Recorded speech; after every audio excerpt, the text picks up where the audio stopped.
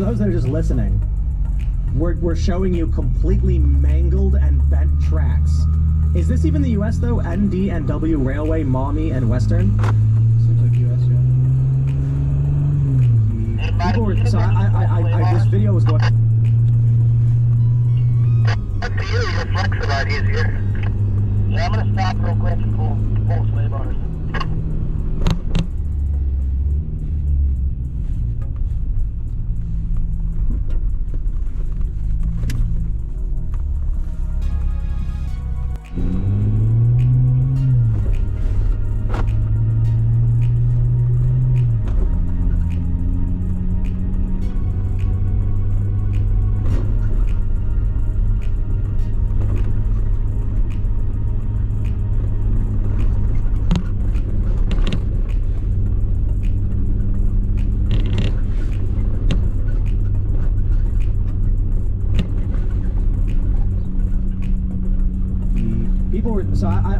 This video was going viral. People were sharing it.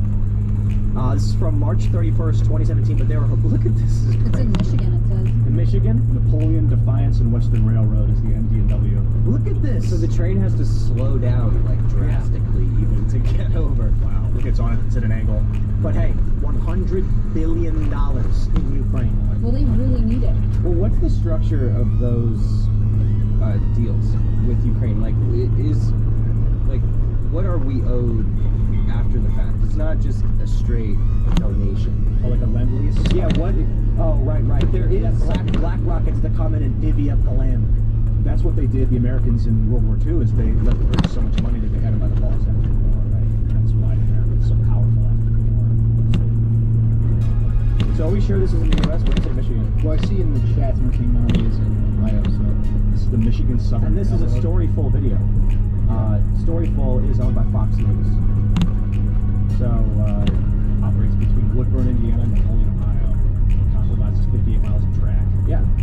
It's not too far to expect that. That's probably part of the issue. Those are the conditions, yeah. And they said it was mechanical failure and that the axle that was keeping it together caught fire, and they're taking it back to the the NBC Safety Board, their lab to study and to say what's going to happen. And I just personally feel like we should have an independent investigator. Like, I don't trust the way the federal government is handling this, and I know that's such an easy talking thing to say, but, you know, if their response is this is not really a disaster, you guys don't, qualify for support from the federal government, the air is fine, everything's good, how do we know that when they examine the axle that apparently caught fire, they're going to, they'll see it, but it really was just a fluke, it was action. So, like, it feels like a waste of time to let them test it themselves.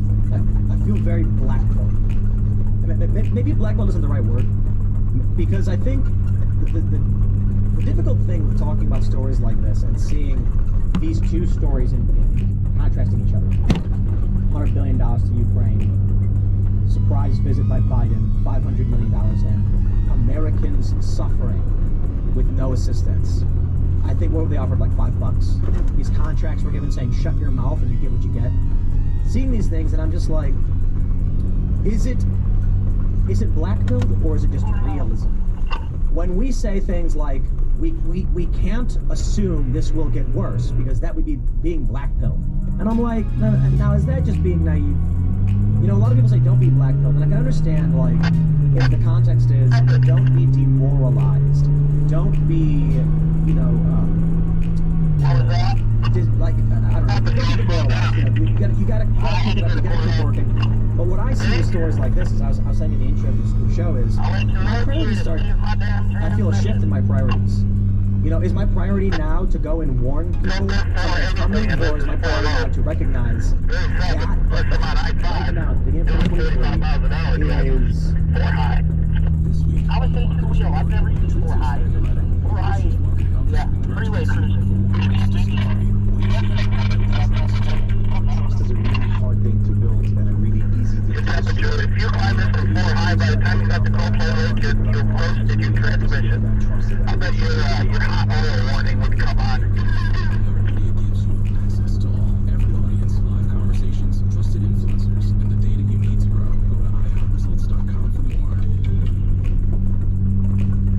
That's a lightning strike. That's what's the right word? Catalyst? No. It's like it's a shot heard around the world kind of thing. It is that lightning strike, that massive explosion sound where you realize something is deeply wrong and it's not being fixed. Now, we can sit here and be like, now everybody, we're gonna get it next time, don't you worry. And I'm kind of like, well, I don't know, maybe these past midterms was some attempt at righting the ship. But when you have a government completely abandon a city in the East Coast, with now we're looking at potentially 5 million people affected downstream from this, not to mention the tens of millions downwind from it, we're downwind from it, and it's completely ignored. You're told to shut up. The media tells you to shut up. Half the voter base of the country doesn't care. I'm kind of like, I don't know if it's black pill. You OD'd on culture war pills.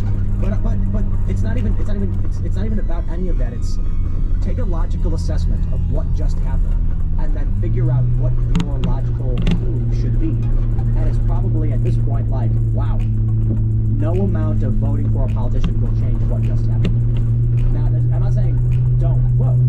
Quite honestly, like 2024 is going to be very, very important. It just means that it's probably going to be very bad, and that's something we will need to accept and prepare for. Then, vote for Trump, I guess. I don't know. I think DeSantis is all right. I'll take either one at this point. But I'm seeing this happen makes me swing back towards Trump on this, to be really honest. Yeah, I mean, the county that this is in, Trump won twice in a row. He won it by more during 2020. I think that this sets the narrative for 2024 pretty clearly, right? I mean, Biden, if you look back at the withdrawal from Afghanistan, right, people already felt like he didn't care about how he was taking troops out. He just wanted to be the president that took us out of Afghanistan, and it cost us. And now we're seeing again, how can he or any Democrat go on to say that we're the party of the environment when they would rather send money to Ukraine than to help potential disaster in their own country? I feel like I can't comment on Trump versus DeSantis very clearly yet, but I know it becomes clear that the Democrats are they're not putting their money where their mouths are. We've got a new statement from former President Donald Trump. ALX tweets, Trump, World War III has never been closer than it is right now. Quote, take a look at the globalist warmongering donors backing our opponents. That's because they're candidates of war. I am the president who delivers peace, and it's peace through strength. I think he's taking a swipe right there, DeSantis. But I have to be honest, that's probably the most tactful swipe he could have taken. Ron DeSanctimonious, and they're trying to claim he called him Meatball Ron, which is way better. I gotta be honest, Meatball Ron is better than Ron DeSanctimonious, but I don't think Trump said that. I think he denied it. But let me play a little bit of this clip from Donald Trump for you. Not the full thing, it's 4 minutes, but we'll give you part of the statement here. Stop the warmongers and globalists. World War III has never been closer than it is right now. We need to clean house of all of the warmongers and America last globalists and the deep state, the Pentagon, the State Department, and the national security industrial complex. One of the reasons I was the only president in generations who didn't start a war is that I was the only president who rejected the catastrophic advice of many of Washington's generals, bureaucrats, and the so-called diplomats who only know how to get us into conflict, but they don't know how to get us out.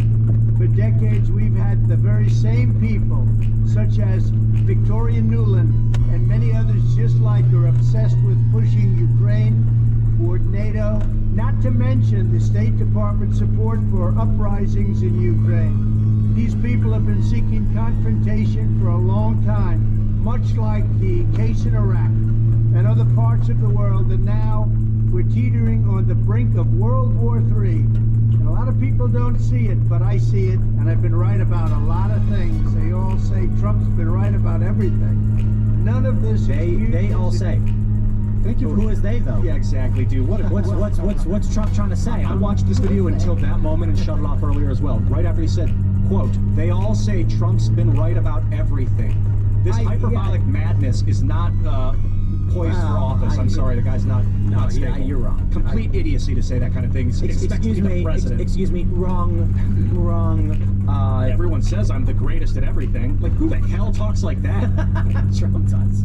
Look, man. No, it's a lie. That's not a true statement. He's a liar. hyperbole and lies are distinct. Yes, Trump well, a hyperbole can be a lie as well. I mean, yeah. Trump being boastful and talking like that is kind of something I would roll my eyes at, but I gotta be real. With the East Palestine stuff, with seeing Joe Biden go to Ukraine, I'm like,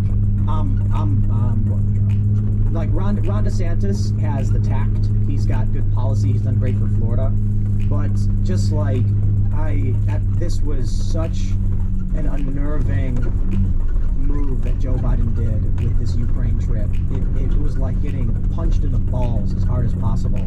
And we need a bloviating braggart like Trump who really will go down to East Palestine if that's what it takes. Like I like Ron DeSantis, but he does, I don't know, man, I can't explain it. It's like Ron DeSantis has done a really good job. He's given us a lot of what we want. We've seen a lot of tremendous success, but he's a VP. He's a commander. He's a lieutenant. He's a number one. Donald Trump is the crazy guy who's like, give me a plane. I'm flying to East Palestine right now. And Joe Biden's the guy who says, whatever my boss tells me to do, I'll go do, and then gives away our money. And then Ron DeSantis is the guy who's like, yeah, we're gonna do it right. We're gonna fix it. We're gonna get people want. But that's a COO, not a CEO. Trump's a CEO. DeSantis is a COO. For those that understand corporate structure, you get exactly what I mean. The COO handles the directives of the CEO. The CEO, which is Trump, says, we've got to do this, we've got to do this, make it happen. It seems like Then you get a DeSantis who understands. I thought they were way upstairs.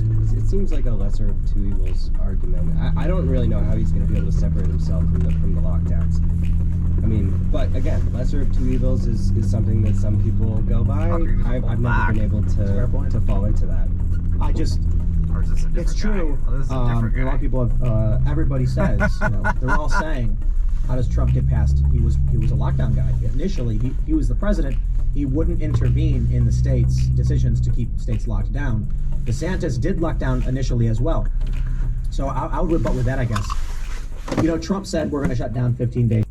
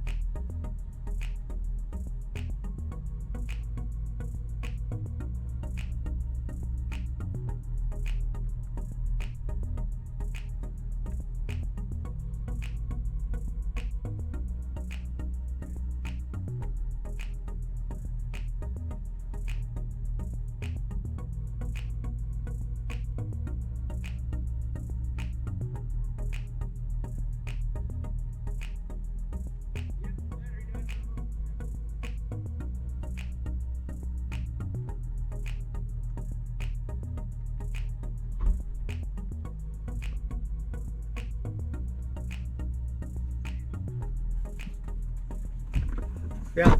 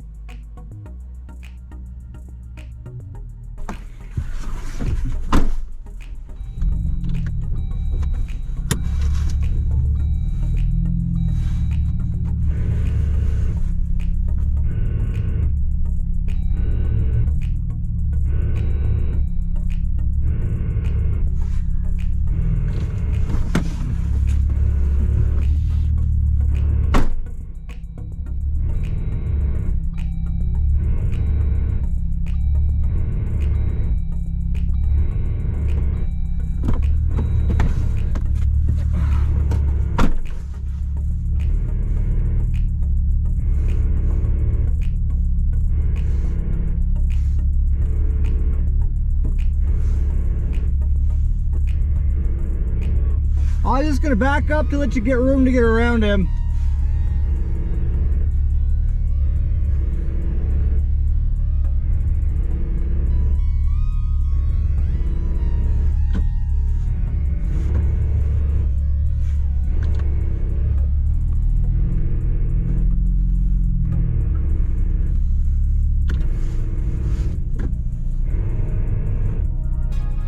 Where you going? Are you gonna back down a ways or no?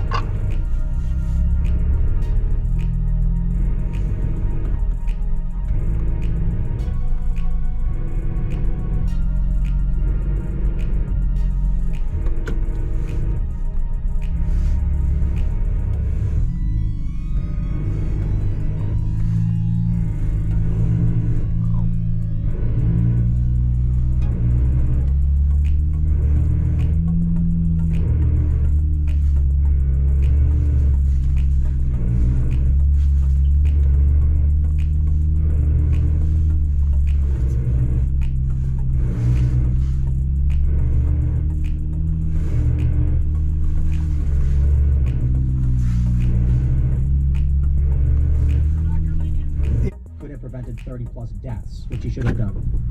But I'm just saying, man, based on his foreign policy, I am worried, as Trump points out. DeSantis does have these warmongers, these internationalists, these investment neocon establishment shills getting behind him. I'm not going to blame DeSantis for that. It's what he does. Oh with shit, the they're money. right fucking there. But I gotta say, like, Yeah, that's not something. Same time, man. Just be easy with it. situation. I'm not convinced that Ron DeSantis would be a Trump in this regard. Trump is the guy who flies there and says, I'm going to visit these people. Biden's the guy who says, don't care, let them rot for all I care. It's surprising that every presidential candidate isn't going there, because it's like a requirement. You have to go there. Not Nikki Haley either. Right.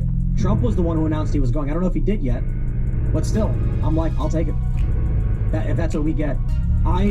My view of Trump is that there's probably a lot better people who could be president, but I really do feel like you're more likely to get a politician. You vote for Trump, and you know what you're getting, and I think he really does like this country. I also think he's got an ego problem. Do you know what you're getting though? Because we heard a lot of love for WikiLeaks in the run-up to.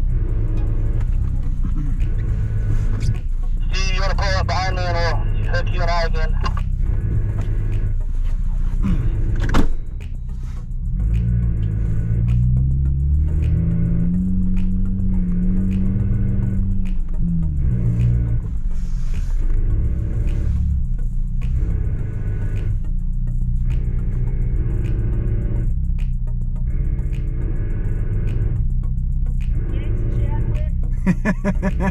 You're welcome, Mitch.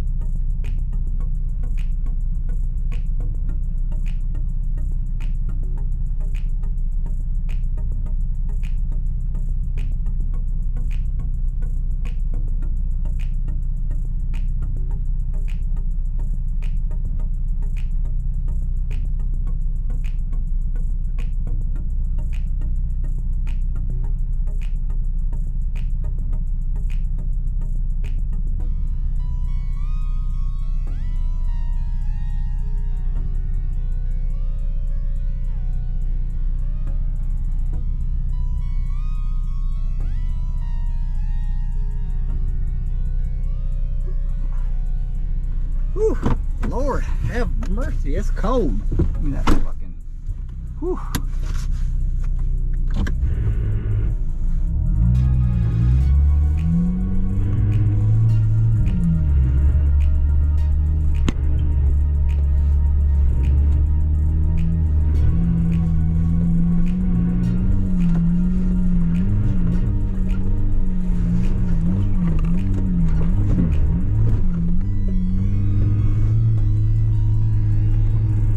Actually, yeah, if that road's right there, that'd be perfect.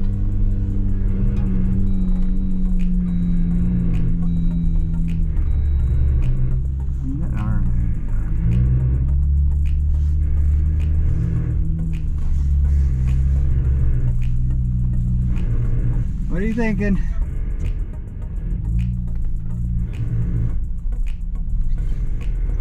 Am I gonna have him try and turn around? Back up and pick it up. Yeah.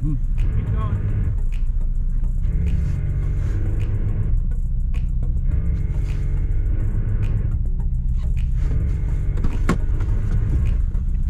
All right, enough. Well, it's the rear one. It's the rear one. Back. Before he leaves, I need my radio, Mike.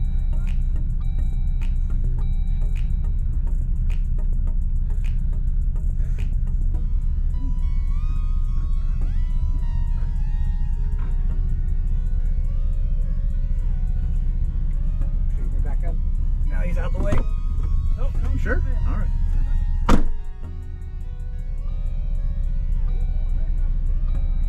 But if you jump in, it might.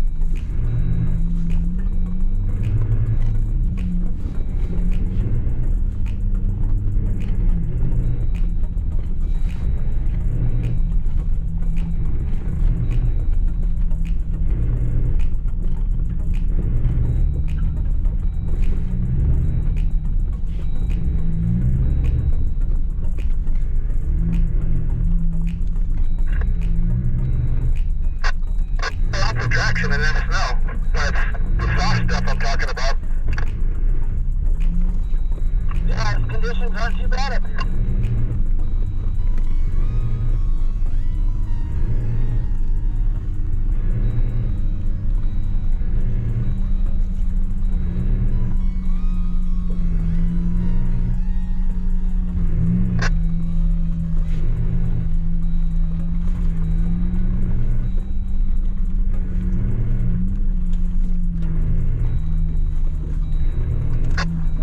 They were nowhere near Coldplay Lake. They were not even halfway.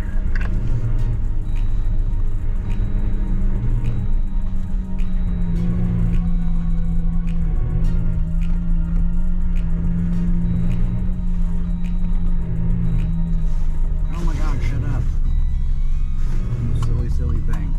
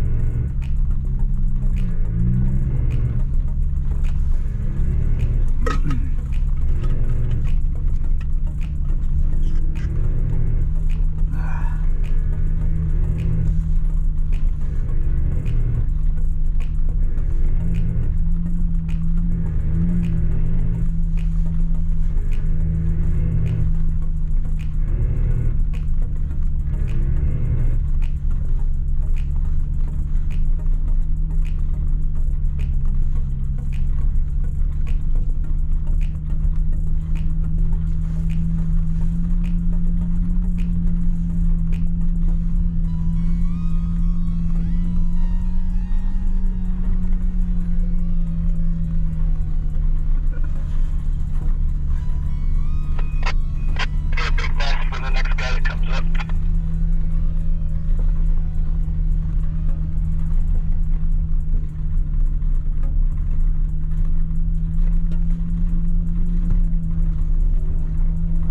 Right.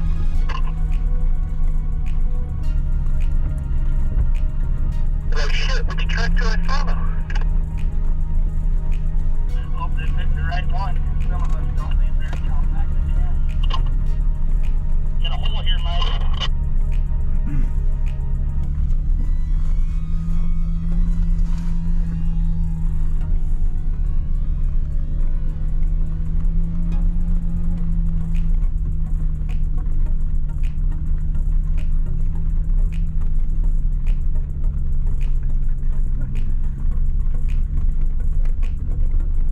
What are you doing?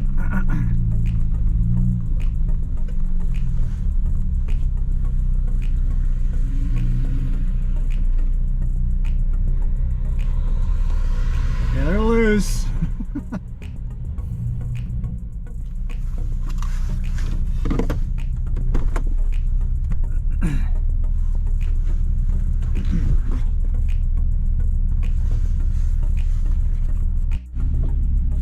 You know, his presidency, but then, you know, nothing after he got elected. So he he loves WikiLeaks when they're helping him. But Exactly. You know Trump is going to bloviate. He's going to say things that he think will work for his base, and there's no guarantee that happens. But you do know he wants to build a wall. He's going to look. Ann Coulter was complaining that he didn't build the wall, and I'm like, the dude was trying. Like, I really do think Trump was trying. I can respect she's mad that we didn't get the wall, and she said, only certain hundreds of miles of fencing or whatever. And I'm like, yeah, he got triple layer bollard fencing in key areas. It's like, man, I'll take what I can get. yeah, it is lesser of two evils argument. Yeah. I don't even know if I feel like feel it that way. Like, Trump is different from the lesser.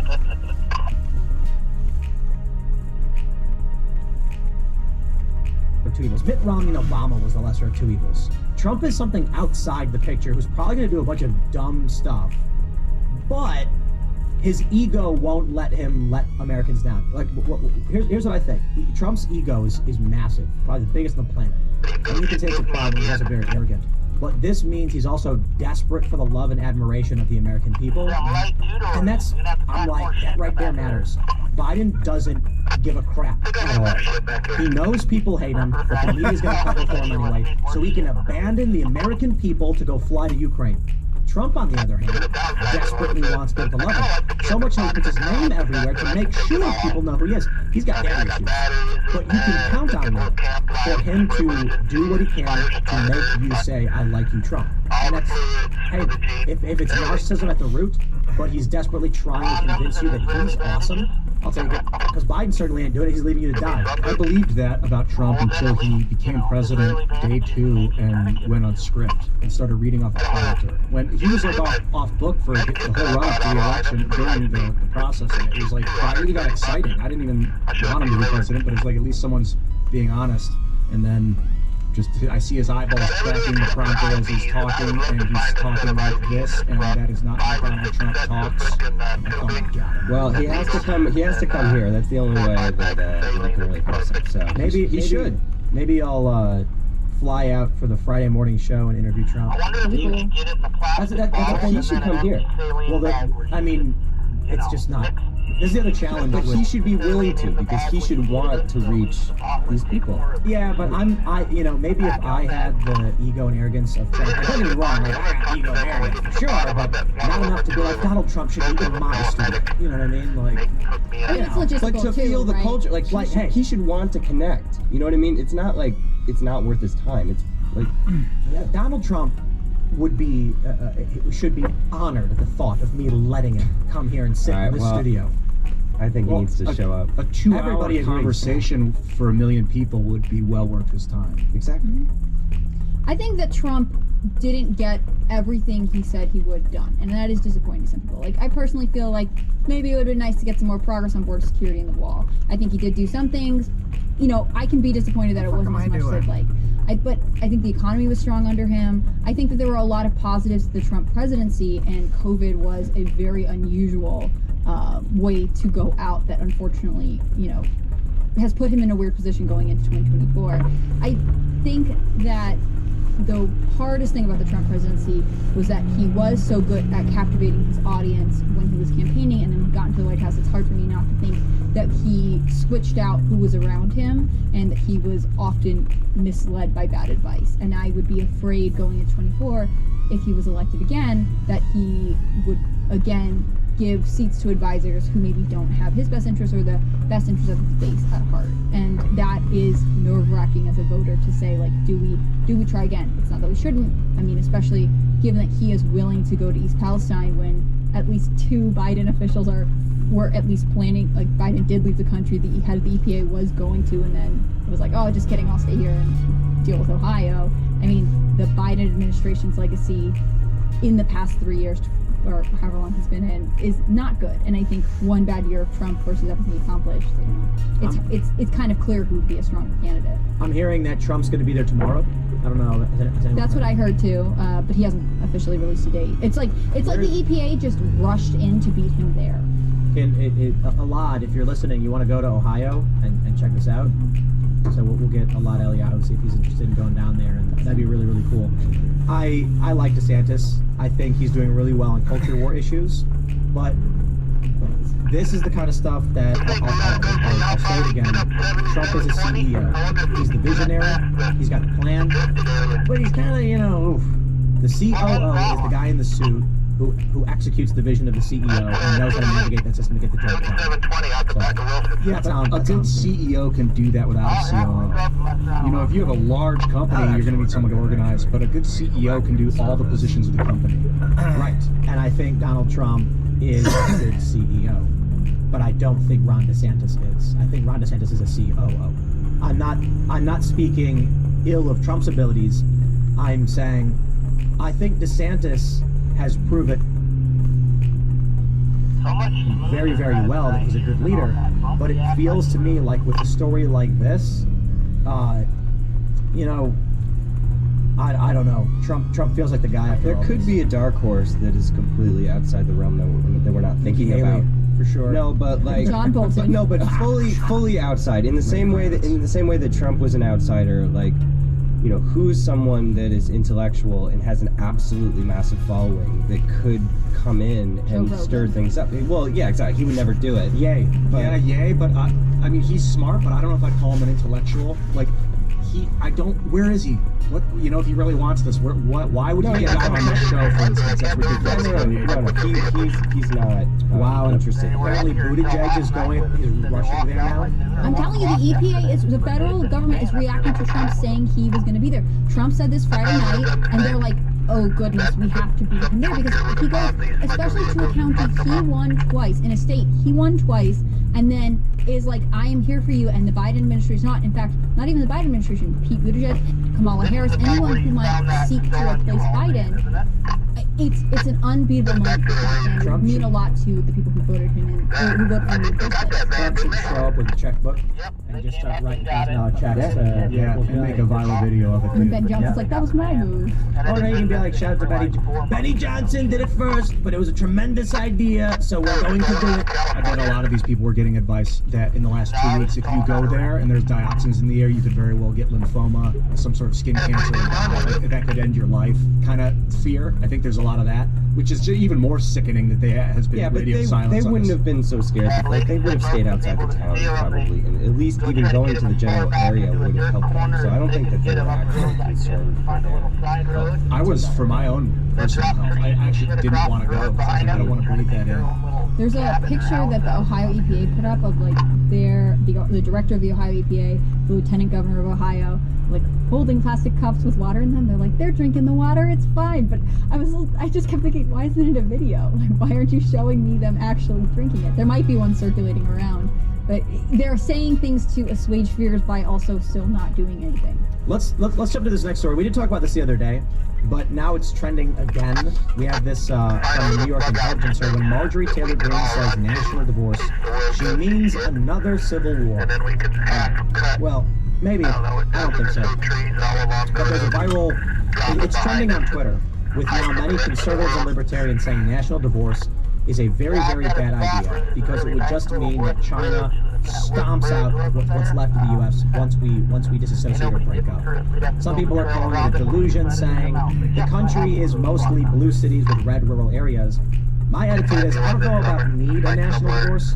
I know Michael Mail talks quite a bit about it, but I just know that the divide between cities and rural areas, or red areas and blue areas, is so different. It is completely different dimensions of perception and reality. It is people in one state, in California, with open borders, with child sex changes, with limitless abortion. It is drifted so far away from where traditional Americans are, where even moderate, like liberal types are, that there's no bringing that back together. So you can argue we can't have a national divorce, and it's like, sure, how does a country exist when two states have laws that are so divergent and cultural views are so divergent, they're ready to start shooting each other, right? So I don't know. I don't think Marjorie Taylor Greene's saying civil war. No, she's attempting to avoid war at all costs. From what I've said, what she's told me is that she has kids and she does not want her kids fighting in a war to die.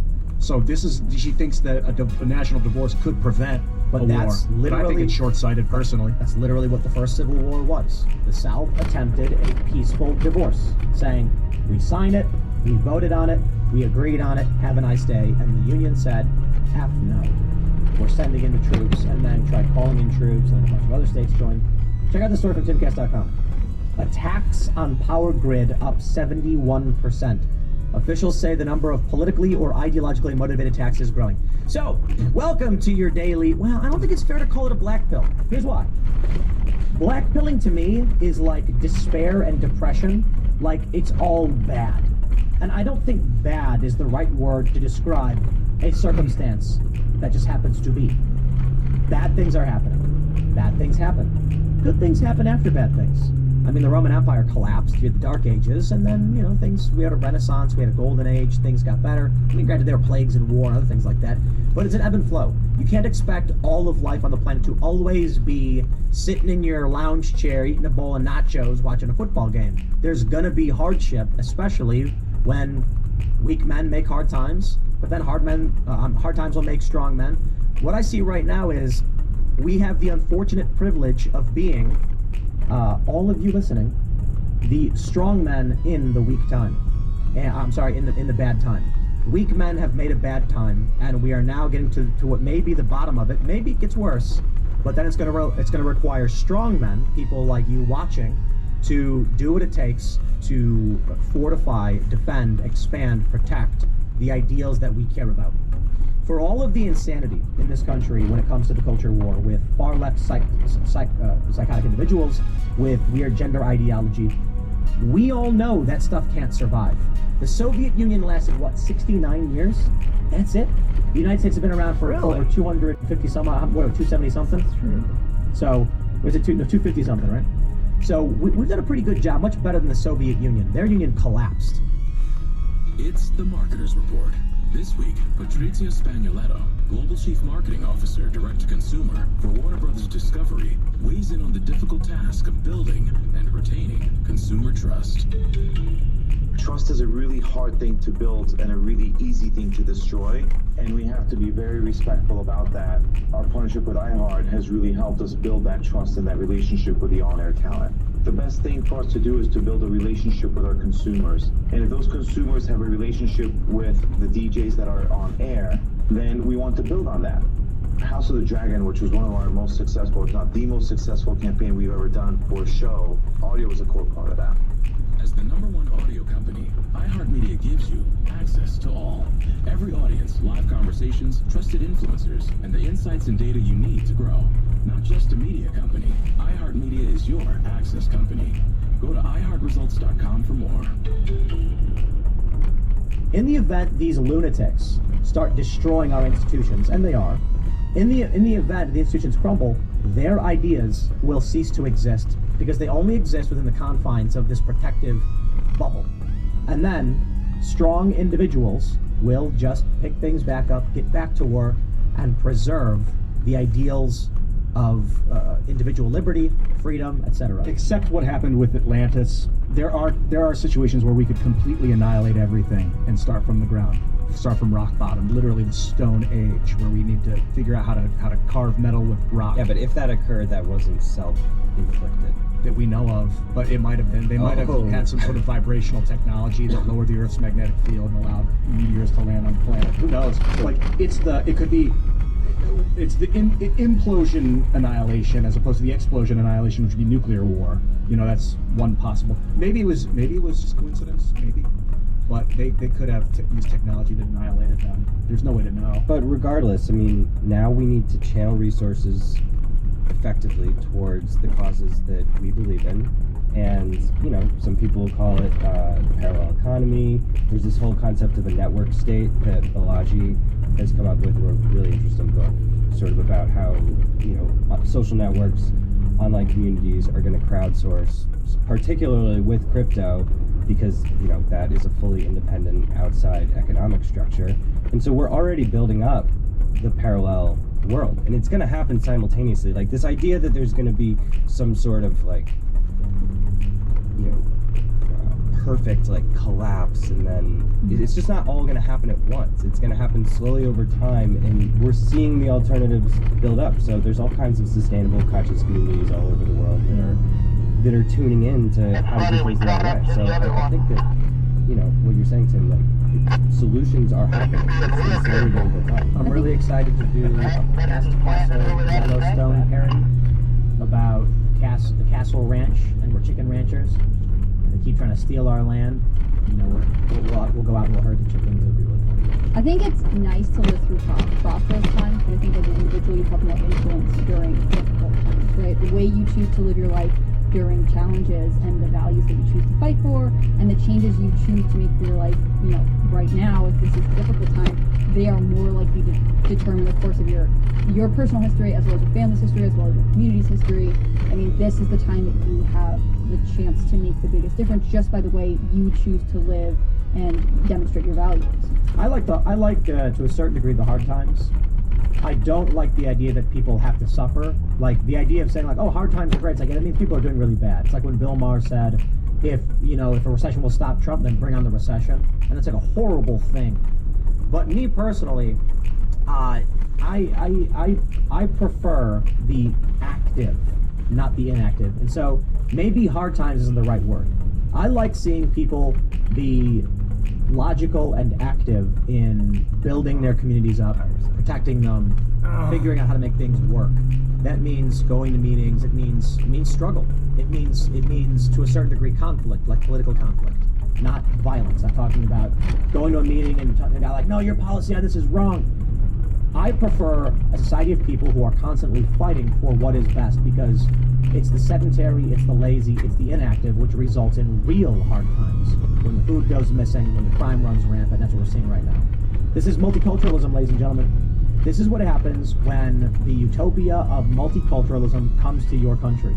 This idea that they try to make it seem like multiculturalism is when people of different backgrounds all live together in harmony. What it really means is the values you have aren't shared by your neighbors, which means they don't know and they don't care about you. So when you say something like, I believe in free speech, they go, no. Then your government decides the lowest common denominator is the way things are to be run. And that means no free speech because then someone's going to get mad somewhere. No, we can't live that way. You got to maintain an overarching culture, a parent culture of the content we like, the things we agree on, the things we disagree on, the things that are illegal, the things that are legal. And then underneath that, say a U.S. Constitution that guarantees free speech. Oh, you can believe whatever you want to believe. You can live in an area called Ukrainian Village in Chicago or Chinatown, where you are mostly surrounded by people who come from the same place as you. You can speak about the ideas you want. Your culture can exist underneath the U.S. cultural umbrella. But this idea of multiculturalism, as they describe it, is basically U.S. culture next to, say, like Middle Eastern cultures, which they clash. Mm-hmm. Free speech and blasphemy laws, they don't go together. It's like a melting pot with the temperature turned down. There's no melting. Anybody knows who's making a cheese sauce. Certain cheeses are hard cheeses; they don't melt so well, right? So I did provolone cheddar with Cajun spice and Parmesan. But the Parmesan doesn't want to melt, and so you got a melting pot. It can work.